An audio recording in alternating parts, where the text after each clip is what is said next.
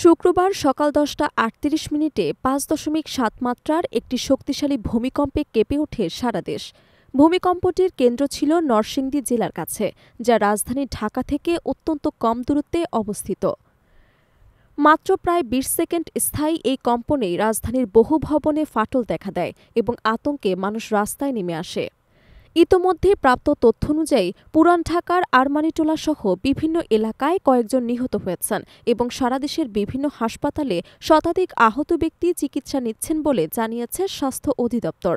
বিশেষজ্ঞদের মতে এই ভূমিকম্প কেবল একটি ক্ষুদ্র কম্পন নয়, বরং বড় কোনো বিপর্যয়ের সম্ভাব্য সতর্ক সংকেত হতে পারে।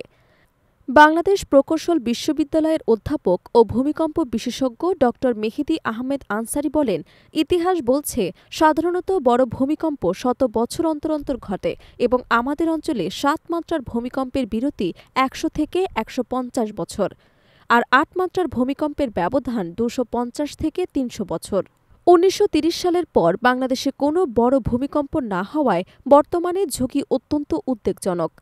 তিনি স্মরণ করিয়ে দেন ১৮৬৯ সালের কাছাড় ভূমিকম্প, ১৮৮৫ সালের বেঙ্গল ভূমিকম্প, ১৮৯৭ সালের ৮.১ মাত্রার গ্রেট ইন্ডিয়ান ভূমিকম্প এবং ১৯১৮ সালের শ্রীমঙ্গল ভূমিকম্প, যেগুলো প্রমাণ করে আমাদের ভূখণ্ড ভূকম্পনপ্রবণ এবং বড় ধাক্কা যে কোনো সময় আঘাত হানতে পারে।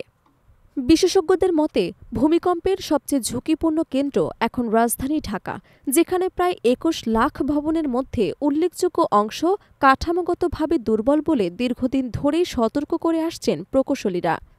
ড আনসারী জানান, রানা প্লাজা ধসের পর থেকে ভবন কাঠামো পরীক্ষা ও মনোনয়নের ওপর জোর দেয়া হলেও এখনও বৃহত্তর পরিসরে নিরাপত্তা মূল্যায়ন সম্ভব হয়নি। তার গবেষণা মতে ঢাকার ১০০ কিলোমিটার ব্যাসার্ধের মধ্যে ৭ মাত্রার ভূমিকম্প হলে ১ থেকে ৩ লাখ মানুষের জীবন ঝুঁকিতে পড়বে এবং প্রায় ৩৫% ভবন ধসে পড়তে পারে। ঝুঁকি কমাতে তার সুপারিশ হল জরুরি ভিত্তিতে সব ভবনকে ৩টি শ্রেণীতে ভাগ করা: সবুজ নিরাপদ, হলুদ সংস্কার জরুরি এবং লাল অবিলম্বে খালি করা প্রয়োজন। যুক্তরাষ্ট্র, জাপান এবং ভারতের মতো উন্নত দেশগুলো এই পদ্ধতি অনুসরণ করে। এদিকে আবহাওয়া অধিদপ্তরের ভূমিকম্প পর্যবেক্ষণ কেন্দ্র পরিস্থিতিকে নিবিড়ভাবে পর্যবেক্ষণ করছে। কেন্দ্রের প্রধান রুবায়েত কবির জানান, বাংলাদেশ ইন্ডিয়া ও ইউরেশিয়ান টেকটনিক প্লেটের সংযোগস্থলে অবস্থিত হওয়ায় দেশটি স্বভাবতই ভূমিকম্পপ্রবণ। আসাম ফল্ট, ডাউকি ফল্ট ও উত্তর পূর্বের সেইগাং ফল্টসহ দেশের চারপাশের সক্রিয় চ্যুতি রেখাগুলো থেকে নিয়মিত ভূমিকম্প হওয়ার ইতিহাস রয়েছে। তিনি বলেন, ২০০৭ সাল থেকে দেশের ডিজিটাল পদ্ধতিতে ভূমিকম্প পর্যবেক্ষণ শুরু হয় এবং সেই সময় থেকে আজকের ভূমিকম্পই ঢাকার সবচেয়ে কাছাকাছি এবং সবচেয়ে শক্তিশালী ঝাঁকুনি হিসেবে নথিভুক্ত হয়েছে।